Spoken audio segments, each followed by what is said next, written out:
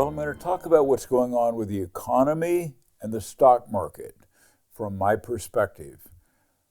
We have seen the jobless claims be revised downward, in other words, worse than expected, last week by 818,000 jobs.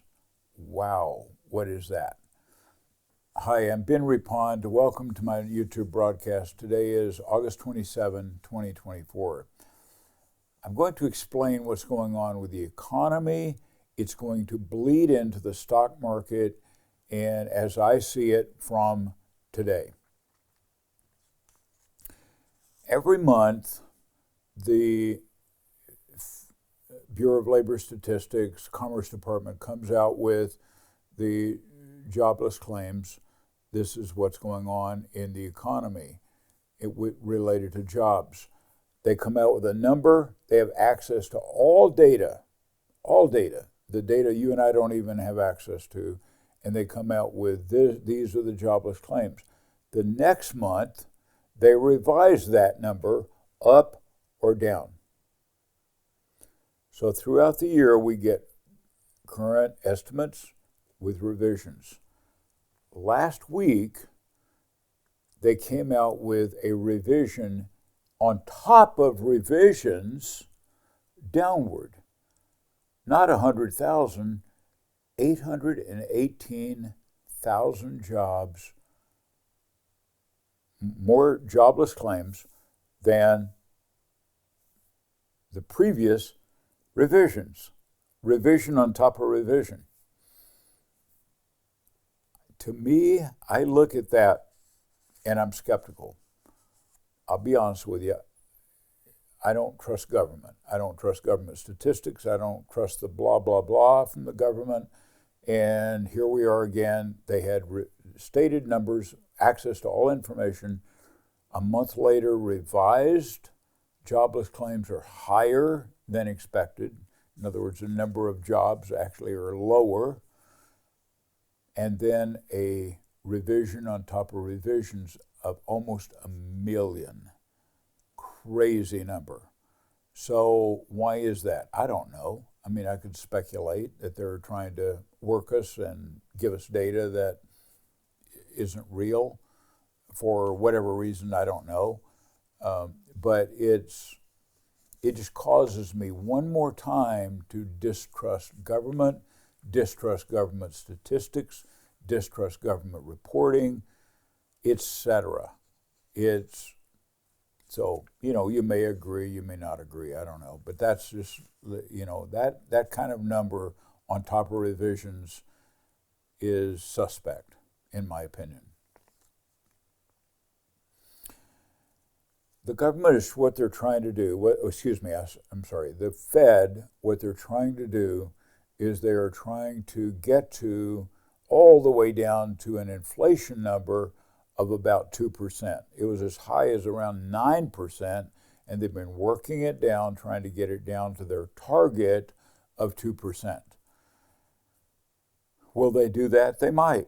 I mean, the inflation rate, the way they report it, CPI, which is not the real inflation rate, but it's the CPI number, is moving downward. And maybe they will get to a CPI number of 2%. CPI is manipulated. I hope you know that. And a lot of things are manipulated. So they're working that. Meanwhile, so that's coming down. Inflation is coming down. Interest rates are coming down. Meanwhile, jobless claims are going up. In other words, the number of people employed or who are unemployed is going up. The number employed is going down. So you got labor, which is a problem right now, counterbalancing or going in an opposite direction with inflation and interest rates. So where is this all going to land? I don't think it'll land perfectly. I don't think that the Fed and the interest rates and the economy is going to be perfectly aligned with the number of jobs. I think the issue I think what you need to think about is the issue in the economy, the negative issue is employment. It's not interest rates and it's not inflation.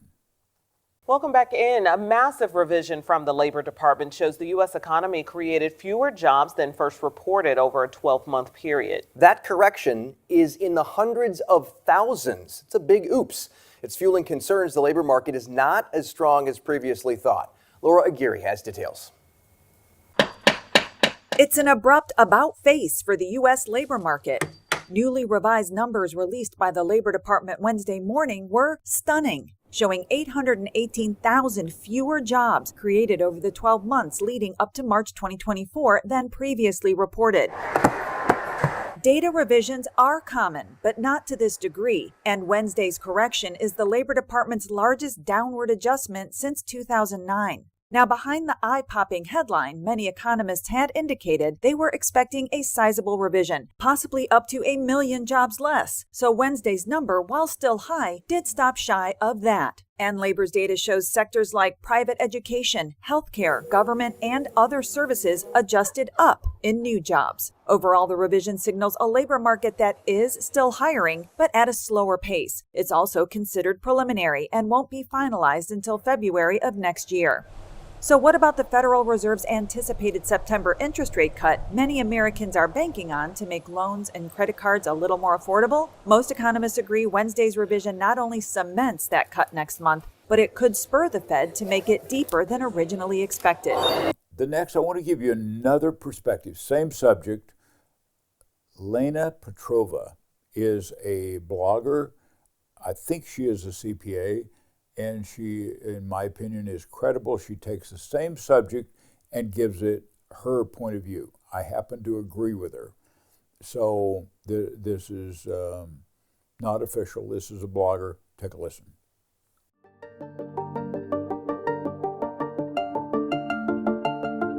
Hello everyone, thank you for joining me. You simply cannot make this up. The U.S. Labor Department just revised the 12-month job growth lower by 818,000 jobs. Let me just say that again because even I have a difficult time putting this in perspective. The U.S. Labor Department just announced a massive downward revision of its previously published data that had already been revised on a monthly basis. And as it turns out, there were 818,000 fewer jobs than they had reported. The revision means that the U.S. economy actually created 818,000 fewer jobs than reported initially. This revision is as of the end of the first quarter of this year, as of March the 31st, 2024. The downward adjustment of 0.5% is actually the largest since 2009. So, there's absolutely no telling what the cumulative misrepresentation, or to be more precise, what the cumulative overstatement of the past, let's say, 4 years actually is. This also means that the labor market is far worse than we even expected it to be. The Bureau of Labor Statistics said the actual job growth was nearly 30% less than the initially reported. To put this number in perspective, the downward revision is more than the population of San Francisco, for example. So is it finally time, is it finally safe to say that the data we've been fed all this time is simply unreliable, that it is inaccurate? Also, please keep in mind that this massive revision, the second largest on record, is in addition to those smaller monthly revisions that we have already gotten used to. This overestimating and then subsequently revising the data downward has become a norm.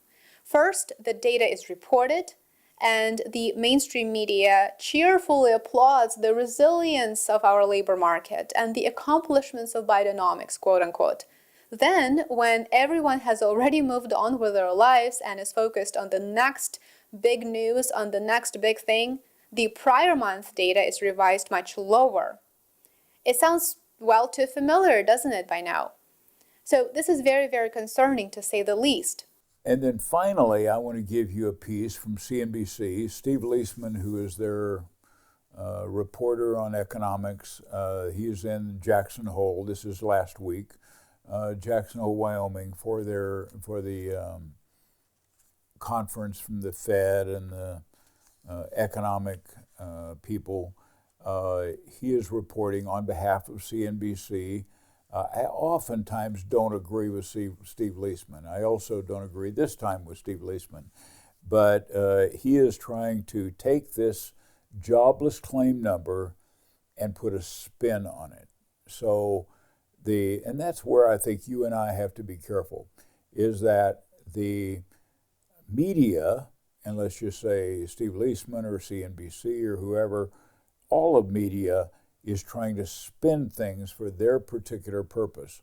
They don't disclose what their purpose is. I don't even know what it is, but as I'm listening to him trying to spin this jobless claim number, again, I'm just skeptical. It doesn't make sense to me. I don't align with him in his particular philosophy, but maybe a lot of people do. That's probably why they keep him.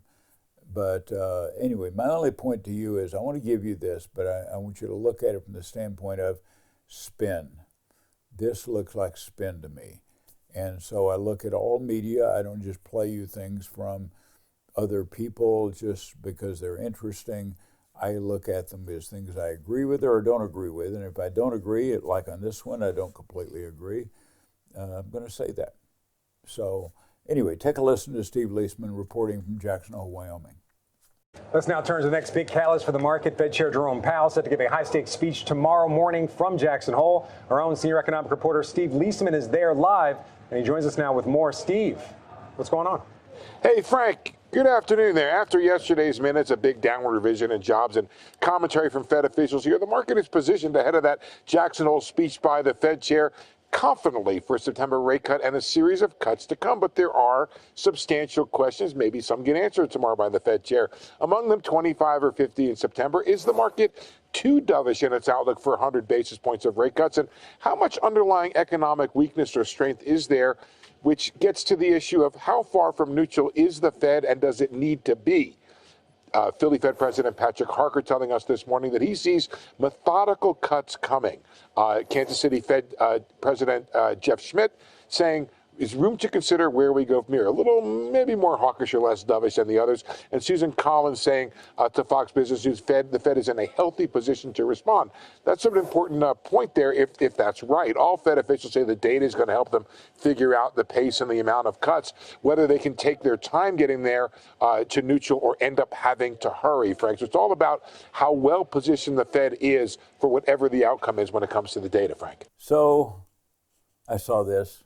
The collision, the battle between the bulls and bears, and the bulls are saying, I'm putting it all on a rate cut, pushing all the chips onto that square.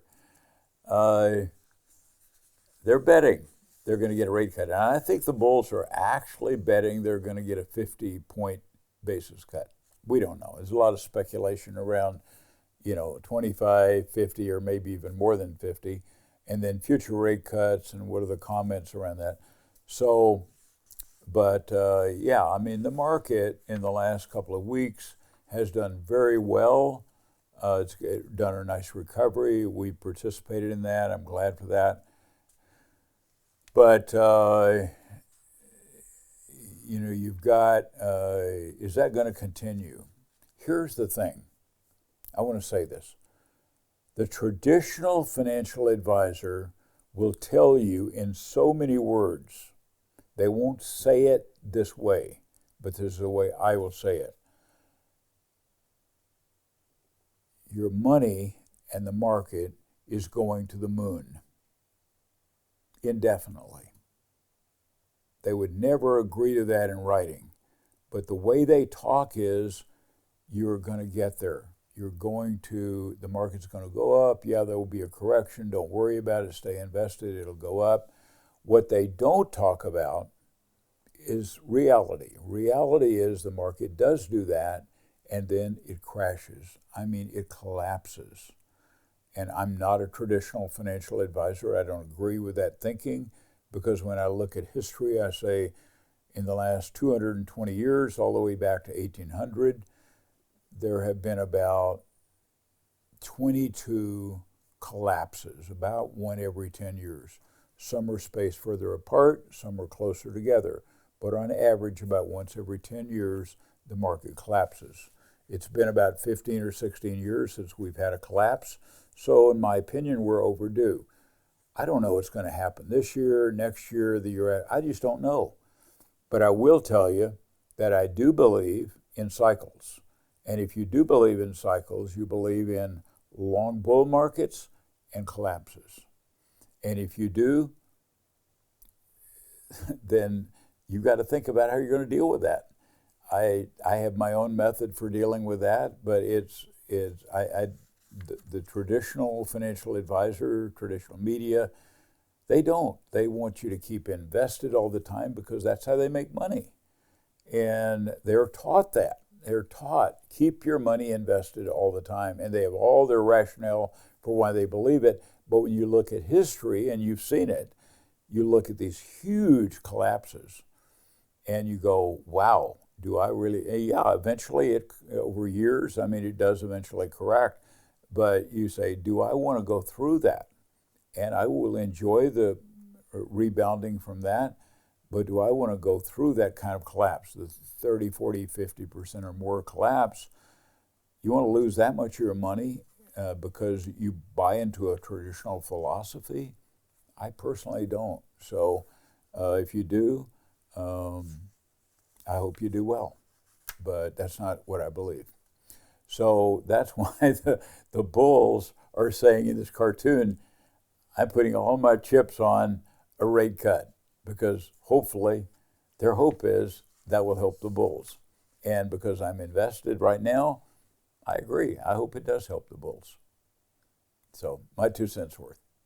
If you have questions or comments, leave them in the comments section below. Thank you for watching.